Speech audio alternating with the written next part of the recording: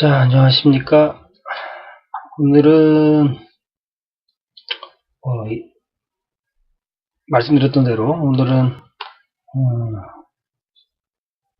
하루 쉬는 관계로, 오프라인에서 강의실에서 만나 뵙지 못하고,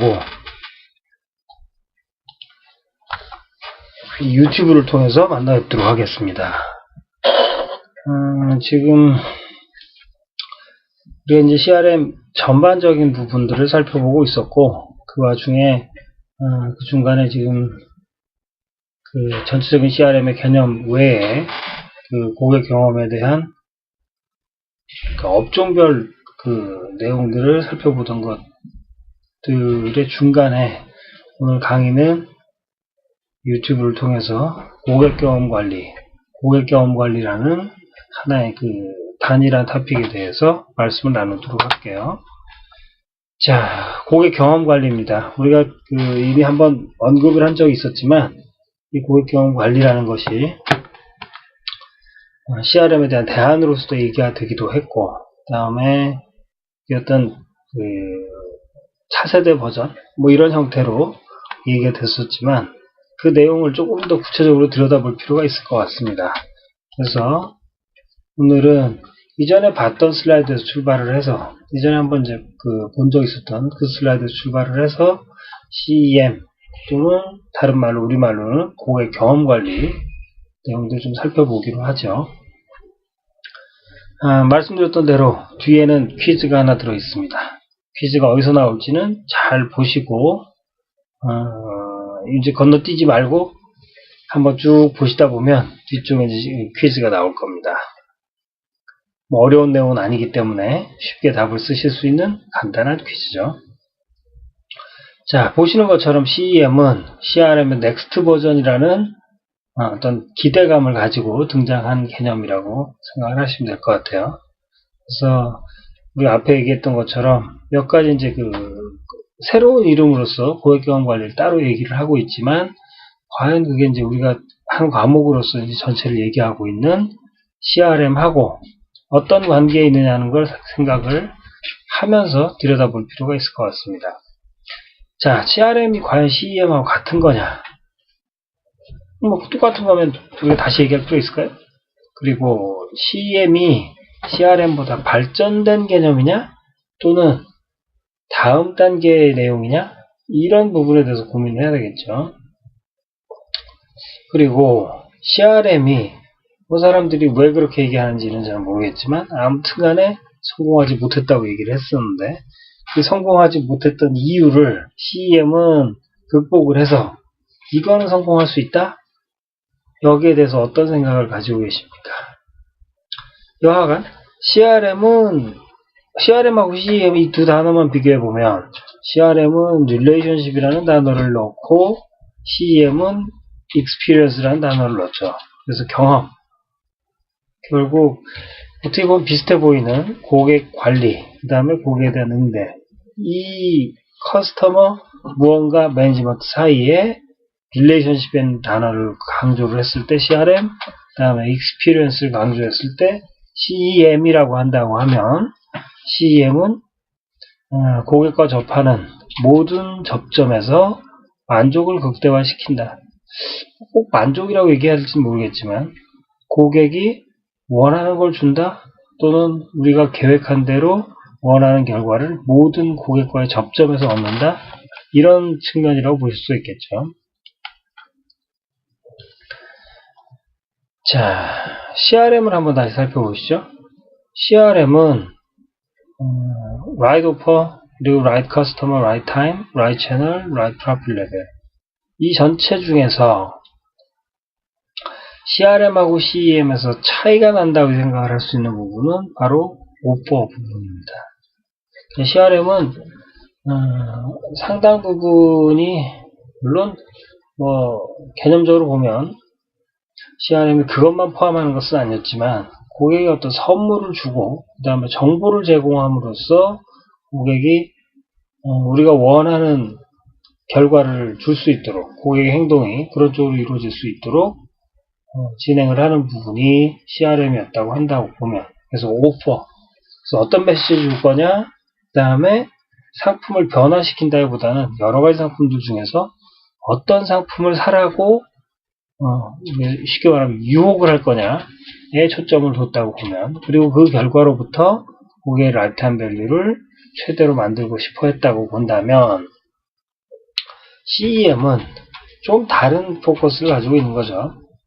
그래서 여기 얘기하는 CRM에서의 오퍼, 이게 이제 사실은 어떤 선물을 줄게요 하는 커뮤니케이션이었다고 보면 결국 이거는 말을 바꾸면 프로모션이 되는 거고, 이 프로모션은 근본적인 실체인 상품이나 가격 또는 유통, 뭐 접근의 편의성이라든지 고객이 좋아지는 부분에 대해서는 크게 직접적인 변화를 주지 못하면서 이제 선물을 주는 걸 가지고 주로 쉽게 말하면 꼬시려고 했었던 건데, 이 부분이 CEM이라는 측면에서 들여다본다 보면 원하는 목표인 고객의 라이프타임 밸류를 최대로 만드는 데 있어서 근본적인 제약이 되는 것이 아니었느냐 하는 지적을 받는 대목이었습니다.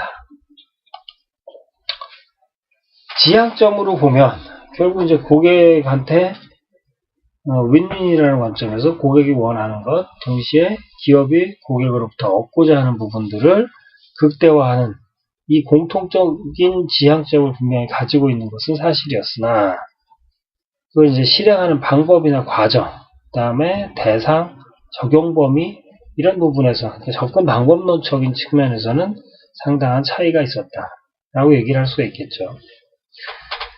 이 두 개를 이제 별개로 볼 수 있느냐? 글쎄, 어떻게들 생각하세요? 이거를 별개로 본다? 크게 묶어서 보면 결국 이제 고객을 관리한다라고 하는 전체 틀 안에서 경험, 그 다음에 관계, 행동, 이 두 가지를 서로 다른 각도에서 비중을 두고 들여다본 것을 우리가 CRM과 CEM으로 볼 수 있을 겁니다. 현재 규모라는 측면, 그 다음에 효과의 범위라는 측면에서 현실적으로 들여다보면 개념적으로는 사실 이걸 차이를 구분짓는 게 그렇게 용이하지는 않습니다. 그런데 CEM이란 단어가 경험이라는 한순간 짧은 부분에 대해서 비중을 두고 중요도, 그 다음에 조치를 하려고 노력을 하지만, 사실 그게 이루어지기 위해서 CRM이 실행했던 모습을 봤을 때 겨우 DM을 보내는 거, 그 다음에 구매에 따른 약간의 보상이나 선물을 주는 것에 너무 많이, 어떻게 보면 거기에만 치중했던 거하고 비교를 해서 본다고 보면 훨씬 더 많은 부분들을 바꿔주는, 그러니까 근본적인 상품부터 프로세스, 모든 접점들을 변화시킴으로 인해서 훨씬 더 큰 변화를 추구를 하고, 그리고 그 결과로부터 훨씬 더 큰 걸 얻겠다 하는, 그래서 작은 부분만 들여다본다가 아니라 넓은 부분, 큰 부분들까지도, 물론 작은 걸 포함합니다.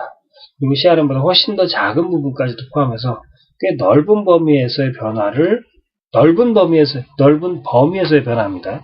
무조건 큰 변화가 아니라 넓은 범위에서의 변화를 가져가면서 반대 차원에서는 그 효과도 작은 것부터 큰 것까지 다양한 효과들을 모두 얻고자 하는 게 CEM으로 구별이 될 수 있을 것 같아요. 자, 여기 보시면 CEM은 접점 그 자체를 변화시키겠다. 그렇죠? 접점 그 자체를 변화시키겠다. 그리고 제가 접점이라는 게 한순간 작은 부분, 뭐 매장이다. 그럼 매장의 한 영역, 그 다음에 뭐 이메일이다. 이메일에서 한 부분, 이런 작은 부분일 수도 있겠지만 그 전체가 대상이 될 수도 있다는 점에서 넓은 범위라는 얘기가 설명이 될 겁니다. 그런데 그게 바뀌기 위해서 접점이 혼자 그냥 바뀌어라 그러면 그 접점 한 곳만 바뀔 수 있느냐? 이게 접점이 바뀌기 위해서는 접점에서 가동되는 사람과 그 장치, 그 다음에 시설이라는 전체 내부 프로세스가 다 변화가 될 수밖에 없겠죠. 그러다 보니까 이 CEM이 굉장히 큰 덩어리로 볼 수도 있는 것입니다. 차이를 정리를 해놓은 사람들이 별로 없는데, 그 정리를 어떻게 보면 좀 억지죠. 억지로, 뭐냐면 구분해 놓은 사람들이 없기 때문에 억지로 몇 가지 포커스를 가지고 여러 가지 시각에서 살펴본 건데, 기존의 CRM이 식별된 기존 고객, 그래서 우리 리스트에 들어있는, 데이터베이스에 들어있는 고객으로 범위를 좀 한정을 해서 이 사람들 중에서 캠페인 가능한 사람이라 의미했기 때문에 그쪽 초점을 맞췄다고 본다면, CEM은 잠재 고객에서부터 시작해서 이미 이탈한 기존 고객, 신규 고객, 모든 종류의 고객들을, 그리고 그 사람들을 만날 수 있는 모든 접점을 관리 대상 범위로 여깁니다. 관리에서 이제 특별히 비중을 두는 부분을 보시면, 관계에 초점을 뒀다는 얘기는 결국 숫자로 계산되는 커스터머 라이프타임 밸류에 초점을 뒀다. 다만 이 개념 자체는 단기보다는 롱텀을 전제로 깔고 있었죠. 실제로 실행하는 측면에서는 반드시 롱텀에 대한 실행으로 이루어졌느냐? 그것도 이제 별개 차원의 문제일 거고요. 그거에 비하면 고객 경험 관리는 이모셔널 커넥션, 그러니까 경험, 그 다음에 정서적인 느낌과 관련된 고객과의 커넥션을 중요시했고요. 데이터를 분석하는 방법에서도 상당한 차이가 있습니다. 밸류, 이제 고객이 얼마 팔아주고 얼마를 남겨줬냐는 측면에서의 밸류, 그 다음에 고객의 쇼핑 스타일, 뭐를 사느냐라는 측면, 이걸 기준으로 해서 세그멘테이션을 진행을 하는 게 CRM의 기본이었다고 보면, 고객 경험 관리에서도 고객을 보기 위해서 고객의 만족뿐만 아니라 이모셔널한 세그멘테이션, 그래서 어떠한 느낌을 가지고 있는 사람이고 어떠한 느낌을 원하는 사람인지가 CEM에서는 중요하죠. 사용되는 데이터 관점에서 봤을 때도 회원가입을 위해서 등록한 정보와 고객이 구매를 통해서 발생시키는 거래 정보가 CRM에서 핵심이라면, CEM에서는 다양한 형태의 리서치가, 뭐냐면 단순 거래 데이터만 가지고는 경험을 식별하거나 파악할 수 없기 때문에 서베이도 들어가고 인터뷰도 들어가고, 그 다음에 미스터리 쇼핑에 의한 추적 조사도 들어갑니다. 물론 이제 지금 시대에서는 고객의 동선부터 시작해서 표정까지 추가적인 비정형적 데이터들을 더 수집할 수 있는 여지가 있기 때문에 이건 상당히 중요한 대목입니다. 그래서 CEM이 조금 더 현실적으로 작동이 될 수 있는 가능성이 높아진 상태죠. 자, 이런 데이터들을 분석을 해서 취할 수 있는 액션이다 하면, 커뮤니케이션 관점에서 어떤 베네핏을 줄 거냐, 고객의 어떤 행동을 조금 더 강화시키기 위해서 어떤 베네핏을 줄 거냐, 캠페인이죠. 이쪽에 초점을 둔 게 CRM이라면 CEM은 전체라고 볼 수 있겠죠. 점포를 바꿀 수도 있고 상품을 바꿀 수도 있고 접점에서의 하나의 대응 방식을 바꿀 수도 있는 전체가 줍시를 취할 대상이라고 볼 수 있을 겁니다.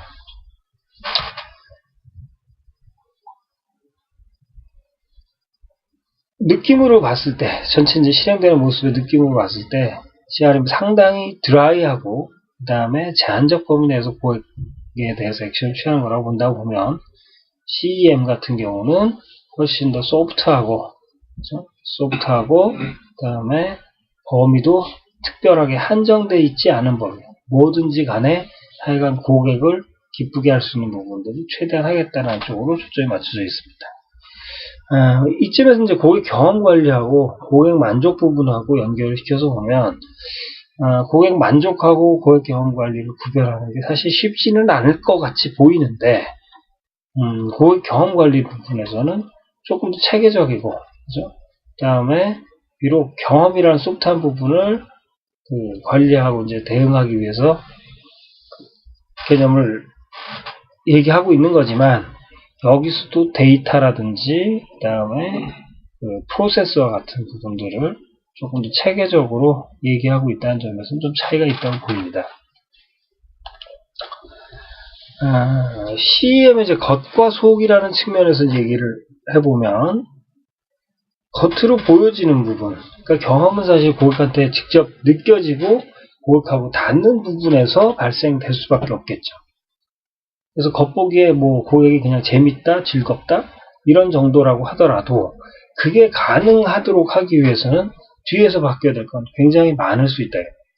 사람이 바뀌거나 업무 절차가 바뀌거나 매뉴얼이 바뀌거나 좀 시설이 바뀌거나 결국 이 부분에서는 생각보다는 그렇게 단순하지 않아서 대규모의 투자가 필요할 수도 있습니다. 내부적으로 이제 그 들어가는 부분들의 예를 들어서 한번 살펴보시면 고객의 경험을 관리하기 위해서는 예를 들면 뭐 매장별 코너별로 고객 구매 특성 분석을 미리 해놓고 그걸 바탕으로 해서 스페이스당 가치 분석을 하고 이 결과가 매장의 설계하고 연결이 되면서 그 설계가 잘 된 것인지는 고객 경험을 측정을 해서 반영을 한다. 결국은 뭐 매장 자체를 통째로 바꿔줘야 되는 그런 문제가 있을 수도 있겠죠. 매뉴얼을 작성을 해줘야 되는 부분도 있을 수가 있고, 그러니까 그 접점에서의 우리 인력들이 고객을 대하는 방법을 적어주는 것일 수도 있고요. 그죠?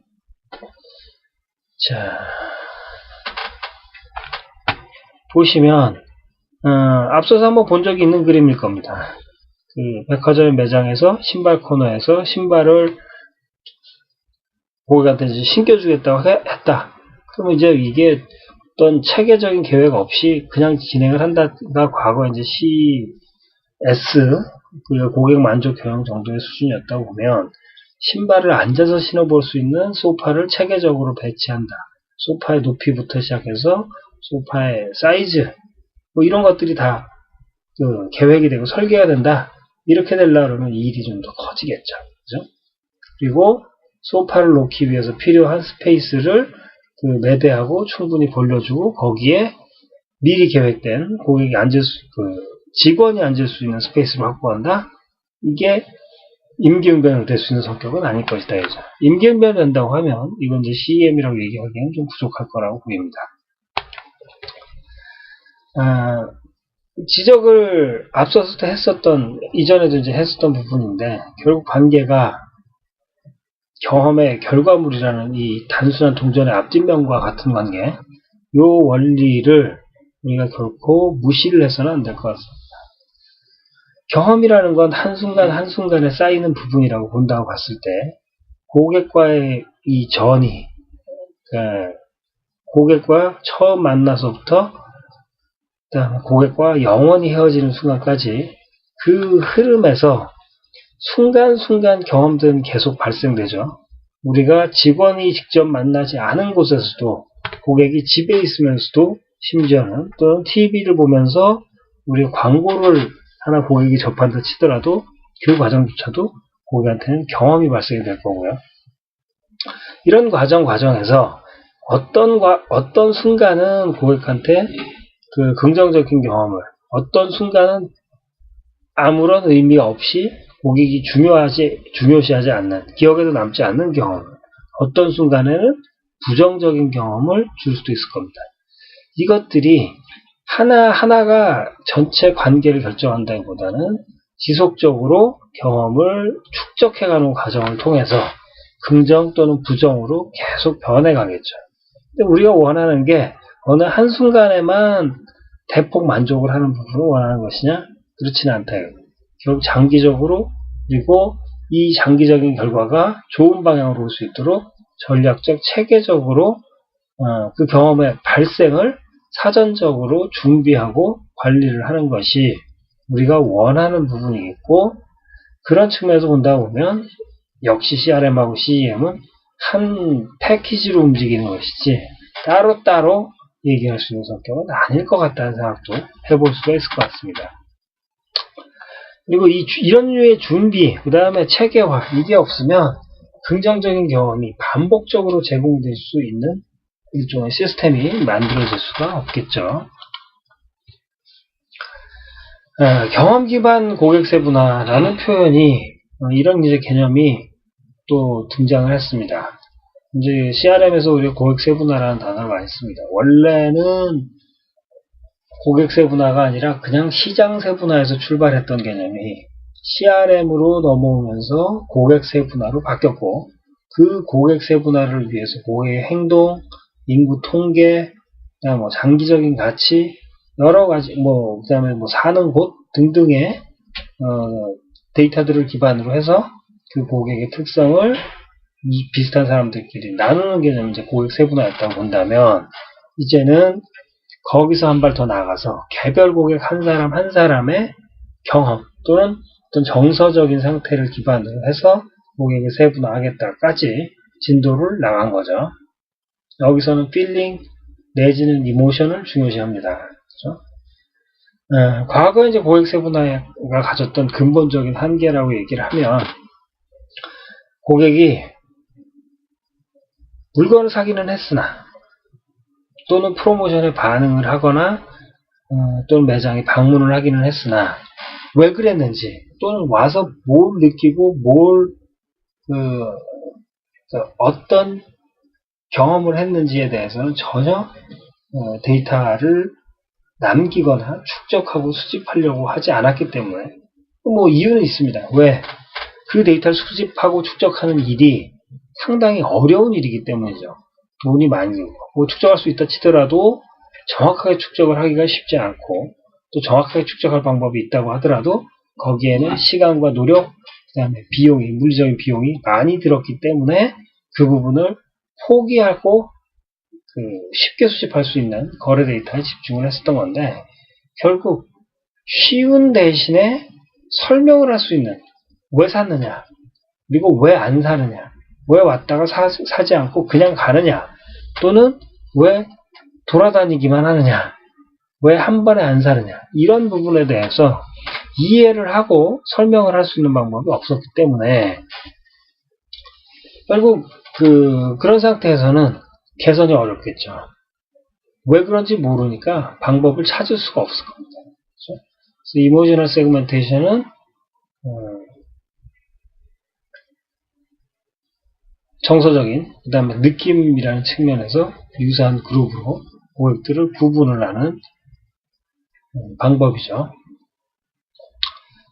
결국 이제 고객을 세분화하더라도 결과를 가지고 고객을 세분화하는 것만 가지고는 불충분하다고 보고, 과정이라는 측면, 그 다음에 근본적으로 이 사람의 상태를 중심으로 해서 고객을 유형화시킨다고 하면 그거별로 고객한테 해줄 일이 상당히 많이 달라질 것이다에 초점을 두고 있습니다. 그리고 나서 그 그룹이 만들어지고 나면 고객 그룹별 비슷한 반응을 보이는, 그러니까 구매 행동 측면이 아니라 구매를 하는 과정 또는 우리의 기업과 상대하는 고객의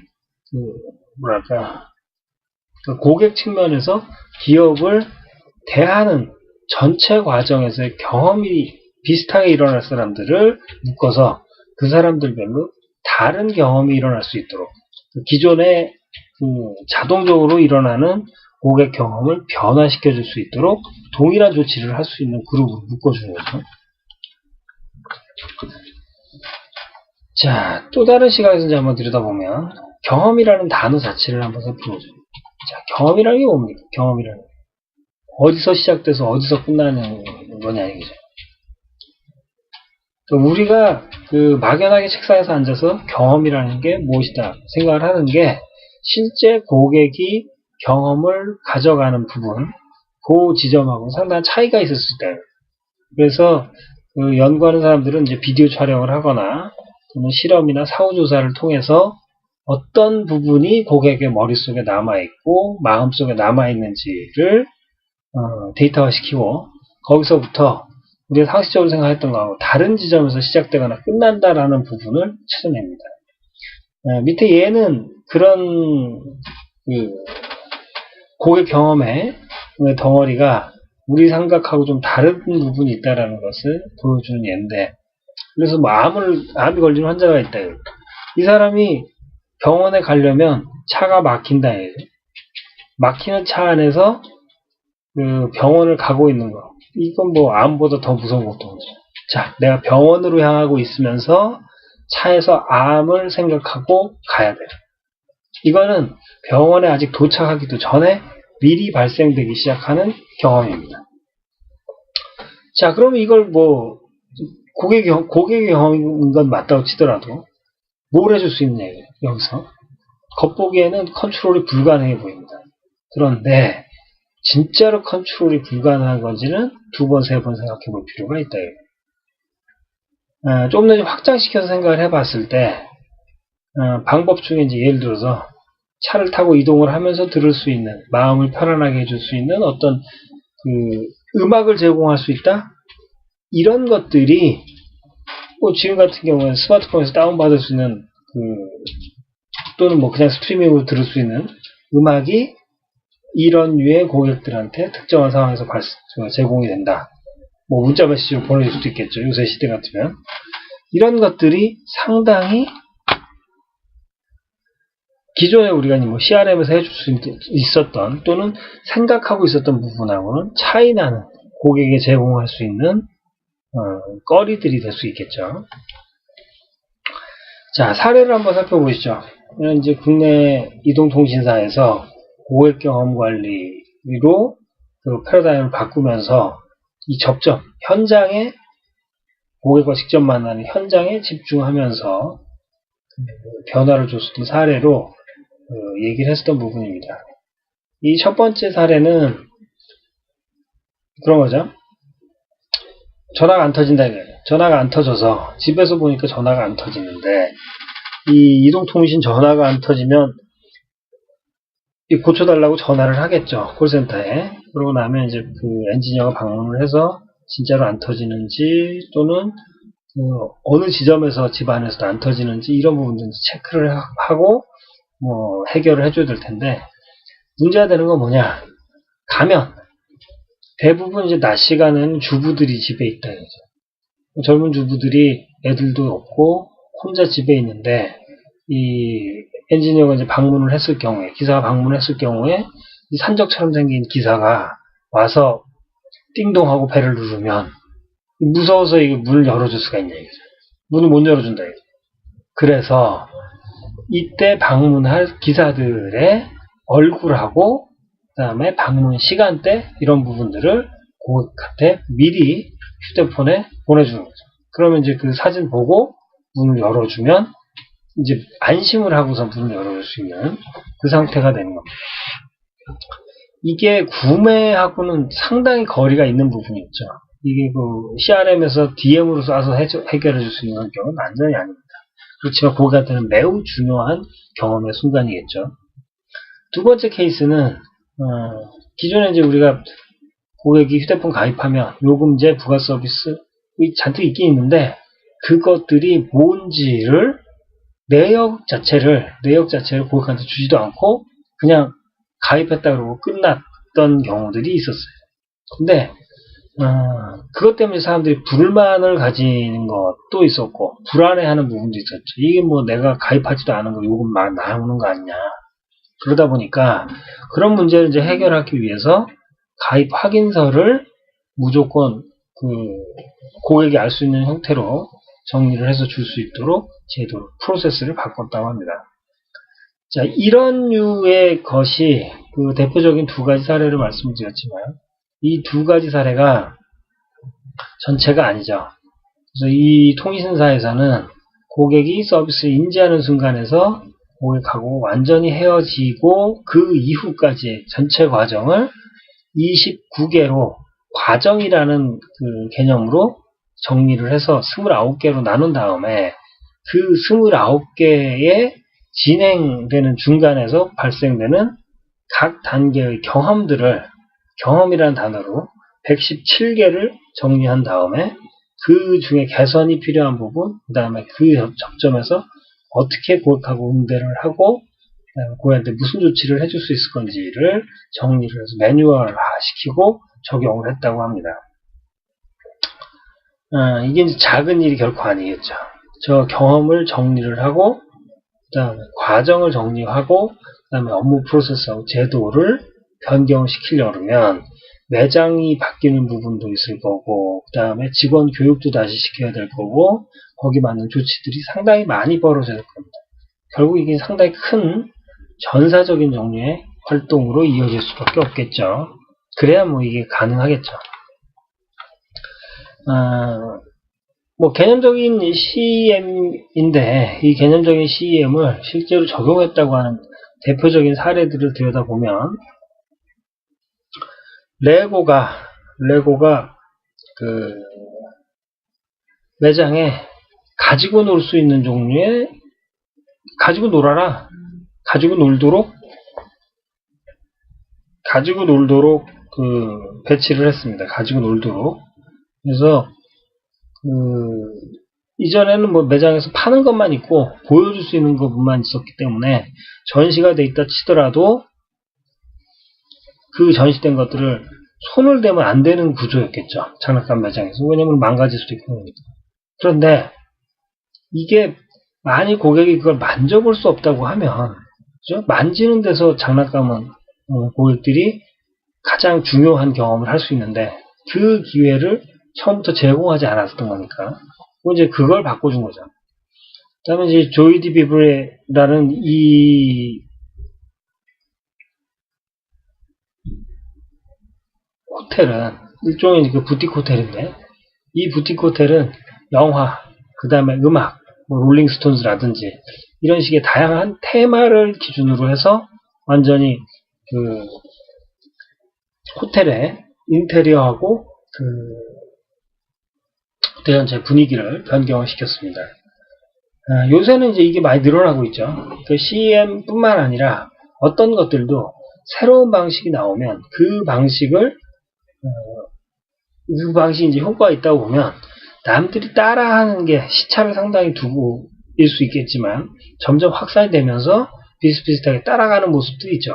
지금은 뭐 테마 호텔들이 상당히 국내에도 많아졌죠. 특히 이제 부티크 호텔들이.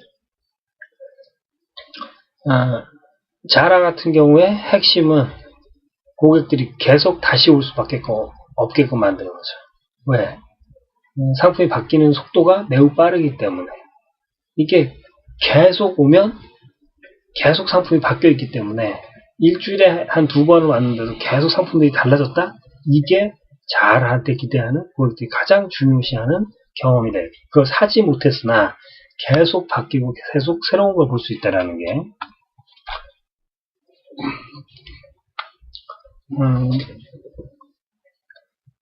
이치란 라멘이라고 하는 일본 그 라면 프랜차이즈는 여기는 지금 이제 밑에 보시는 것처럼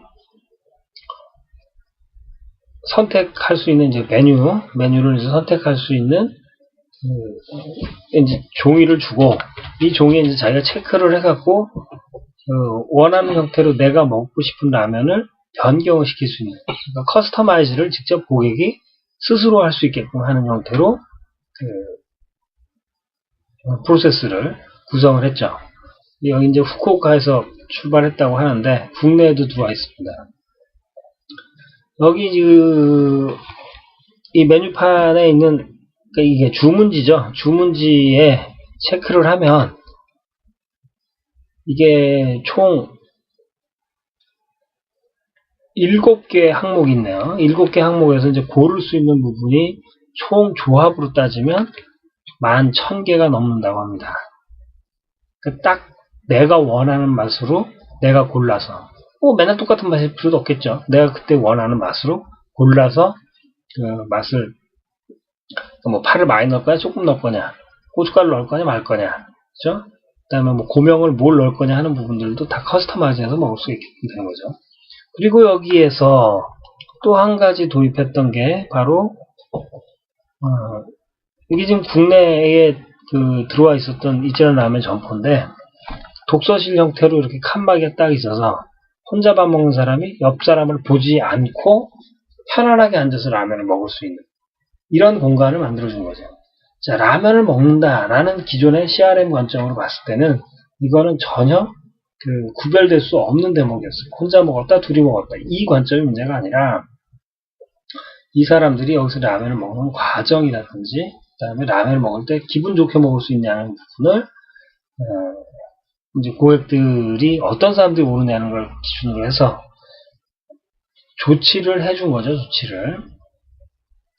여기 보시는 부분은 주문 시트입니다. 그래서 차슈를 넣을 거냐 말 거냐, 마늘을 조금 넣을 거냐, 많이 넣을 거냐 하는 부분들을 다 선택할 수 있게끔 돼 있죠.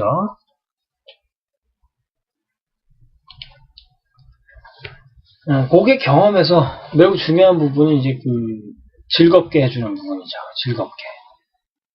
고객이 여러 가지 종류의 경험을 하지만 슬픈 경험을 하게끔 해줄 일은 별로 없을 것 같고, 일단 제일 중요한 경험이 놀라움, 그 다음에 즐거움, 이런 것들일 겁니다. 그죠?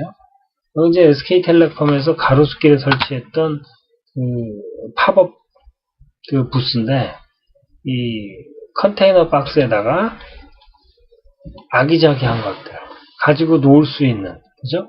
사진도 찍고 재미있게끔 이런 형태의 공간을 만들어줘서 이게 잠깐이지만 기억에 남을 수 있는, 이게 두고두고 이제 머릿속에서 다시 나오고 다시 나오겠죠. 이게 DM 하나를 가지고 딱딱하게 자 10% 할인을 해줄게요. 이거하고는 상당히 다른 종류의 접근 방법일 수 있을 겁니다. 사람들은 즐거울 때 더 많이 산답니다. 결국 CRM도 장기적인 관점에서 봤을 때 더 많이 사게끔 하는 게 기업 입장에서 원하는 것이라고 봤을 때, 그럼 결국 고객이 즐겁게 만들어주는 게 CRM이 됐든 CEM이 됐든 원하는 대목일 수 있겠죠. 예. 그래서 그런 측면에서 여기 이제 더 메이 컴퍼니의 스탠리 굿맨이라는 사람은 리테일링, 물건 파는 거는 결국 엔터테인먼트를 제공하는 거다. 그리고 스토어라는 건 스테이지, 무대다 라고 생각을 했답니다. 말 되는 거죠. 고객이 즐길 수 있게끔 하는, 고객을 즐겁게 만들어주는 무대, 그거를 매장이라는 관점으로 보고 있으면 우리가 기존에 생각했던 단지 물건을 거래하는 곳이라는 관점하고 상당히 많은 차이가 있을 겁니다.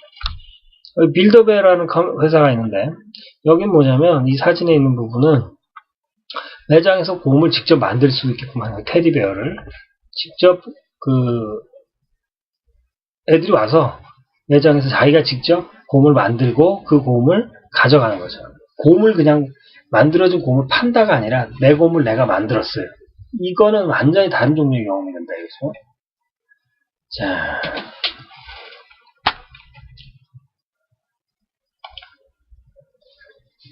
CEM 얘기가 나오면서 빠지지 않고 나온 얘기가 이제 이 책은 나온 지 꽤 됐습니다만 Why We Buy, 그래서 쇼핑의 과학이라는 책입니다. 대체 왜 물건을 사느냐에 대해서 기존에 이제 거래 데이터로 들여다보던 부분 외에 고객이 쇼핑을 하는 과정에서 무엇을 느끼고 어떻게 행동하느냐는 걸 분석해 놓은 책인데,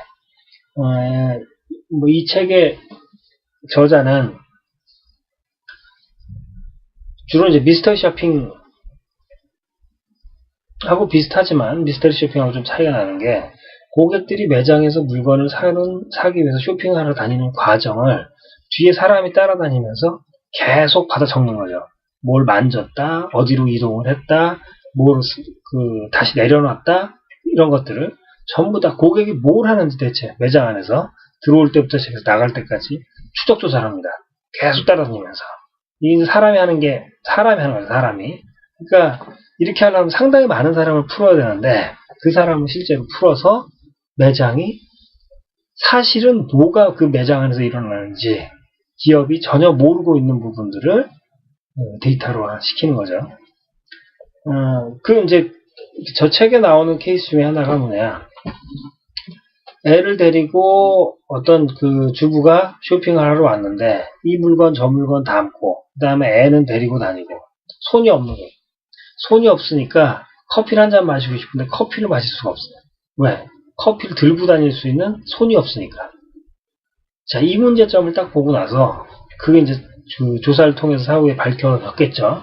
파악이 되고 나니까 이 문제를 해결해 주기 위해서 뭘 했느냐, 쇼핑 카트에다가 컵홀더를 달았습니다.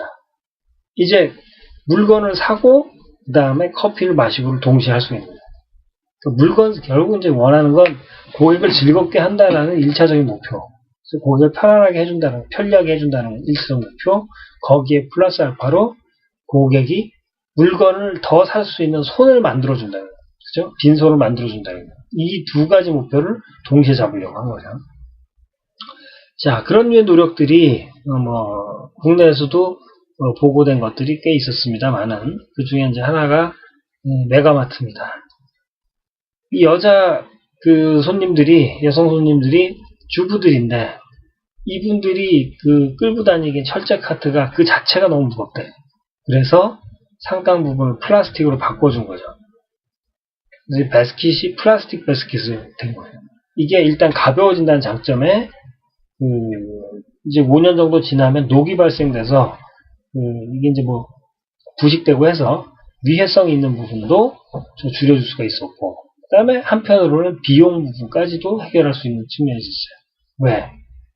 이게 망가지면 통째로 바꾸는 게 아니라 플라스틱 부분만 교체를 할 수 있으니까 비용 측면에서도. 그래서 이제 많은 CEM 케이스들이 무조건 비용을 많이 써서 고객을 만족시키겠다는 관점보다는 동시에 비용과 프로세스의 효율성을 높이는 것과 고객의 경험을 향상시키는 걸 동시에 잡는 그 교집합의 대책들을 채택하는 경우가 상당히 많습니다. 고객 경험의 종류를 보면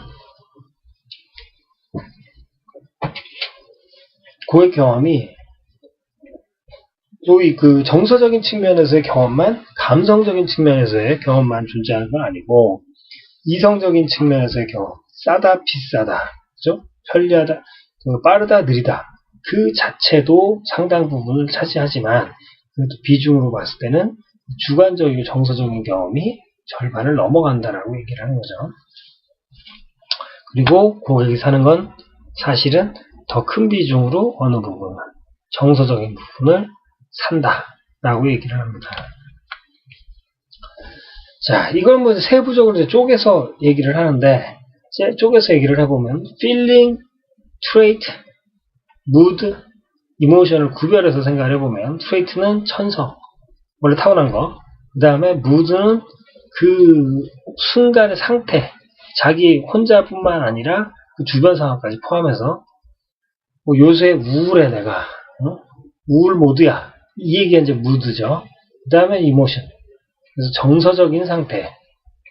야, 이거 너무 귀여워. 야, 정말 잘생겼어. 이런 것들이 이제 순간적인 느낌? 그죠?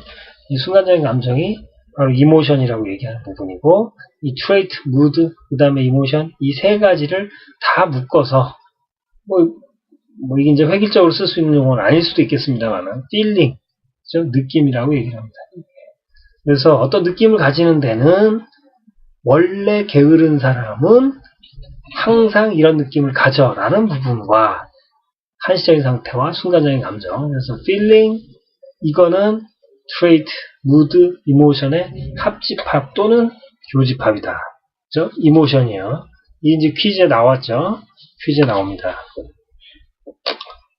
자, emotion 기억하시면 되겠죠? 이때 우리가 이모션에 집중을 하는 이유는 뭡니까? 이모션에 집중하는 이유는 스트레이트하고 무드를 남이 손을 댈 수 있는 방법이 없기 때문에. 그러니까 기업이 필링을 바꿔주고 싶지만 필링 전체를 바꿀 수가 없다. 스트레이트하고 무드는 손을 못 대니까 어디만? 이모션만 손을 대려고 하는 거죠.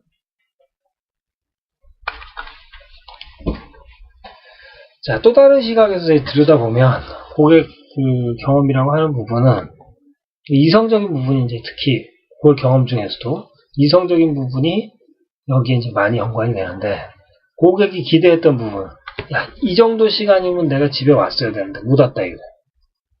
왜? 집에 빨리 와야 되기 때문에, 그죠? 근데 물리적으로 걸린 시간, 내가 도착했어야 되는 시간하고 실제로 온 시간하고 차이, 시간이라는 부분이 제일 중요한 가치였다고 쳤을 때 그 갭에서 고객 경험을 느끼는 거죠. 에이, 복잡해서 오늘 내가 시간만 많이 뺏겼어. 이런 갭이 생긴다는 겁니다. 그리고 이걸로부터 부정적인 경험이 되기도 하고 긍정적인 경험이 되기도 하죠. 예상했던 것보다 물건값이 쌌다. 그러면 싸다라는 경험이 생기는 거죠. 자, 문제는 뭐냐? 이런 관점에서 봤을 때 고객의 기대 수준이라는 게 계속 시간이 지날수록 증가를 한다는 거예요. 자, 우리가 이 가게는 물건을 되게 편리하게 진열을 해놨다. 좋은데 나중엔 익숙해지는 거죠. 시간이 지나면 이 편리함이라는 게 당연한 게 되다 보니까 고객이 주관적으로 느끼는 가치는 점점 감소를 합니다. 결국 더 편리하게 계속 좋아지지 않으면 이 사람들은 효용이 점점 더 줄어들고 체감하는 고객 만족은 떨어지게 되는 이런 문제가 있는 거죠. 결국 기업이 가지는 숙제는 일정 수준 정도의 긍정적인 경험을 지속적으로 유지를 하기 위해서 계속 업그레이드를 해주는 그런 숙제에 봉착을 할 수밖에 없게 됩니다. 경험의 대상이다. 자, 매장에서 만나는 사람, 그 다음에 DM이나 이메일, 그 다음에 매장에서 일어나는 반응, 여러 가지 부분들이 전부 다 상품에서도, 그 다음에 서비스에서도 빨리 처리가 됐다. 이런 것들이 전부 다 접점에서 경험의 대상이 되고요. 여기 이제 그 경험이라는 이제 구체적으로 생각을 해보면 긍정적인 측면, 부정적인 측면. 자, 부정적인 거 예를 들어 보면 뭘 물어봤는데 대답을 하나도 안 해준다 이거예요, 직원이. 그리고 어떤 경우는 이럴 수도 있어요. 나는 특별한 사람인데 특별 대우를 안 해준다 이거예요. 그렇죠? 또는 시끄럽다가 부정적인 경험일 수도 있겠죠. 그렇죠? 매장이 더워요. 이것도 부정적인 경험일 수 있어요.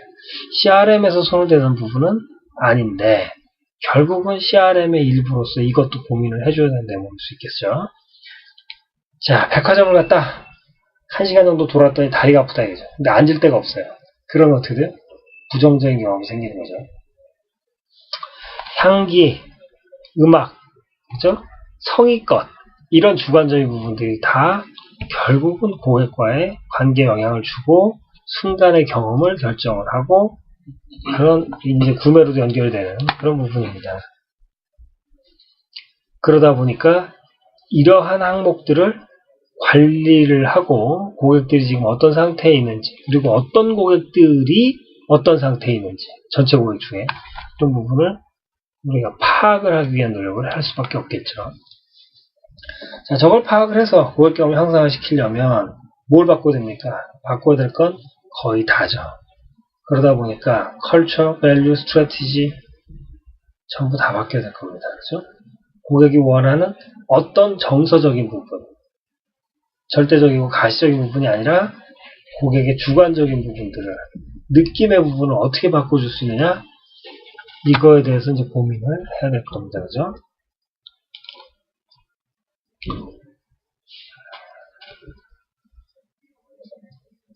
고객이 그 상품이 그 상품이고 맨날 똑같아. 그죠? 가격도 항상 일정하고 그 다음에 여기 가나 저기 가나 똑같아. 그렇다라고 보면 나를 선택해 줄 이유가 없겠죠. 그죠? 고객이 왔다 갔다 하게 되면 결국은 그 업계 전체의 마케팅 서비스 비용만 계속 출혈로 발생이 될 겁니다. 그 빈자리, 그러니까 그 추가적으로 발생되는 부분을 제거해 줄 수 있다고 하면 결국 거기서 비용을 감소시키고 재무적 성과로 연결될 수 있는 가능성이 있겠죠. 그렇죠? 경쟁이라는 측면에서의 우위이기를 얻을 수가 있을 겁니다.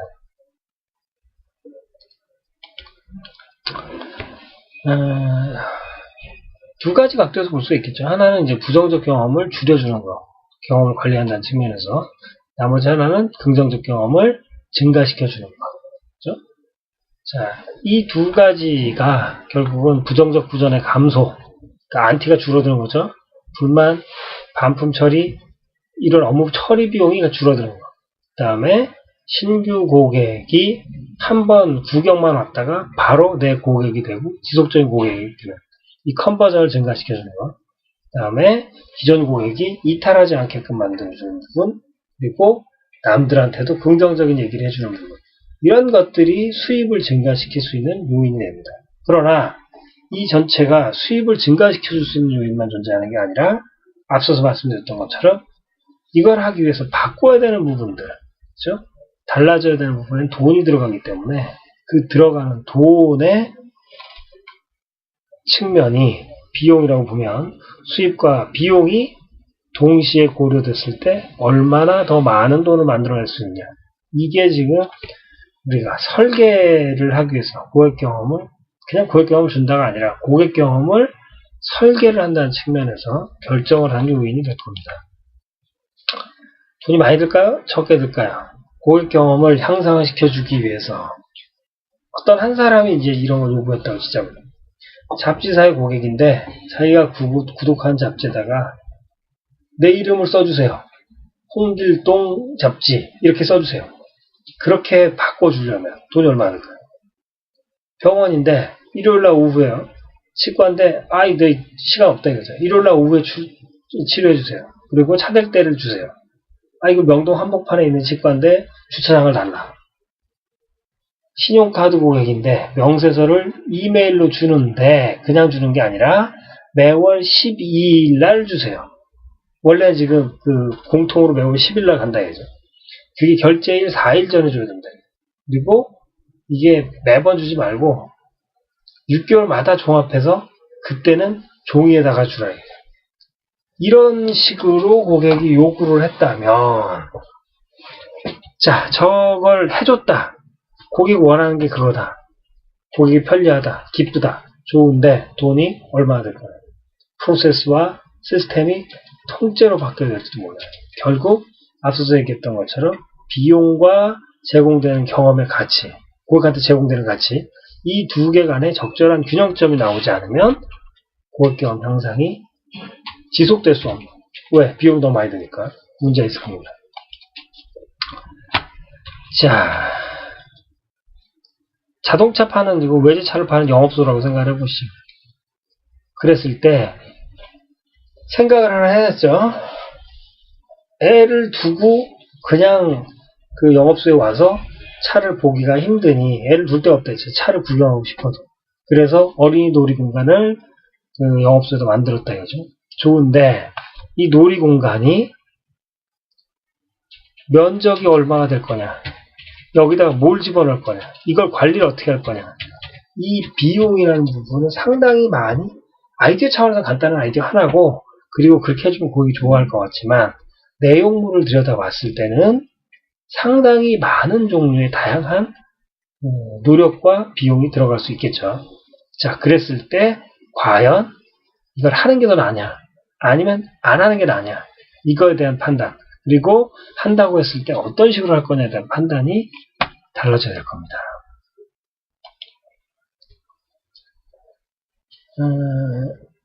고객 경험을 측정하기 위해서 사실은 고객 경험 자체를 측정할 수 있는 방법도 있고, 그 다음에 우리가 이전에 얘기한 적이 있었겠지만 NPS를 적절하게 활용하는 것도 방법이 될 수가 있을 겁니다. 그죠? 왜 NPS는 물리적으로 이 고객이 얼마나 혜택을 받았다라는 직접적이고 객관적인 숫자를 보여준다기보다는 기뻐서 또는 마음에 들어서 그래서 여기를 내가 다른 고객한테 추천을 해주겠다. 난 여기 다시 이용할 거야 라고, 그 다음에 남들한테 이거를 너도 이용하라고 얘기해 줄 거야 한다는 얘기는 긍정적인 경험이 충분히 축적되고 있다는 걸 보여줄 수 있으니까요.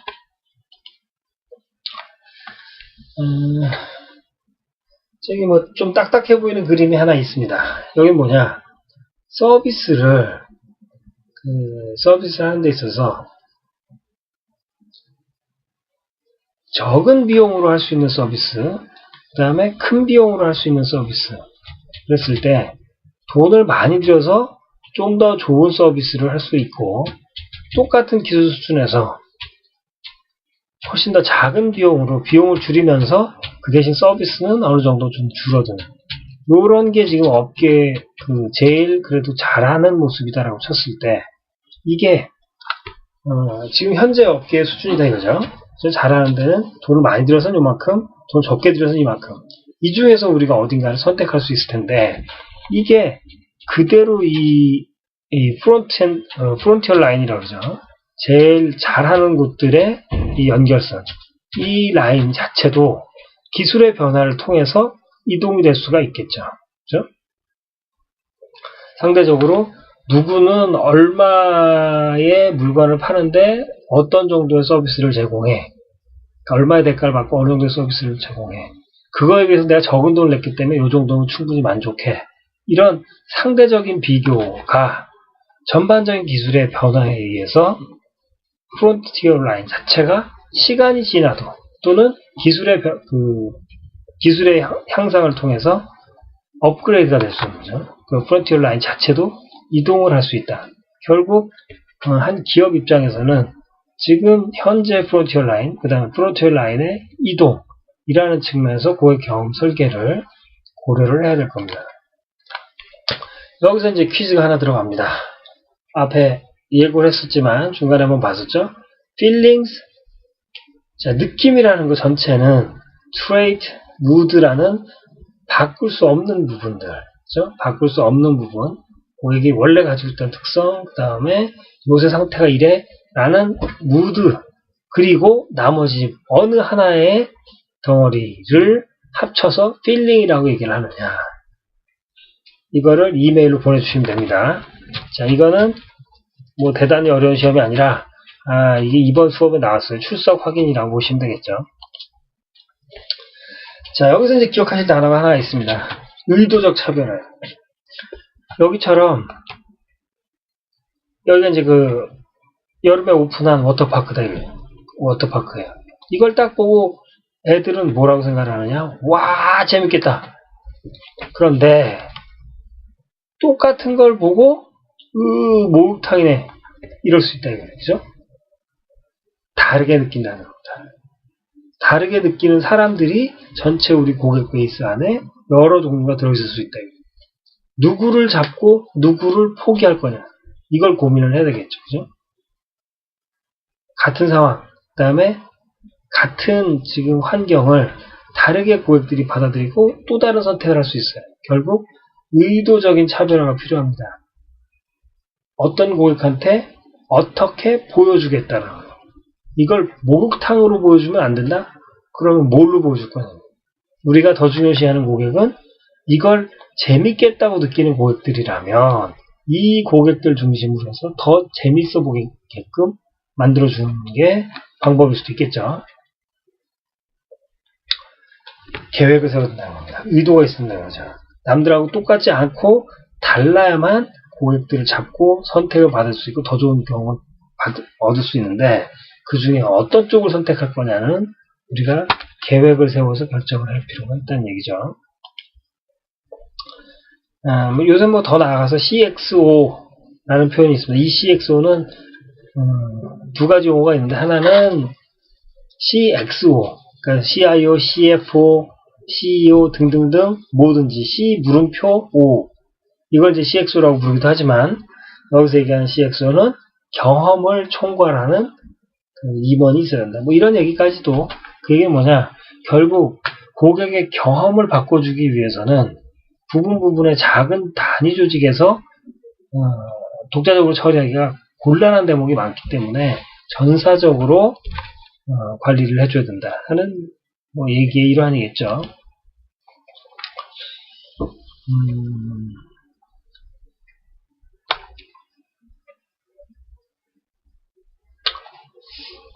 계획된 인프라의 뭐 예를 하나 보고 마칠까 하는데 보시면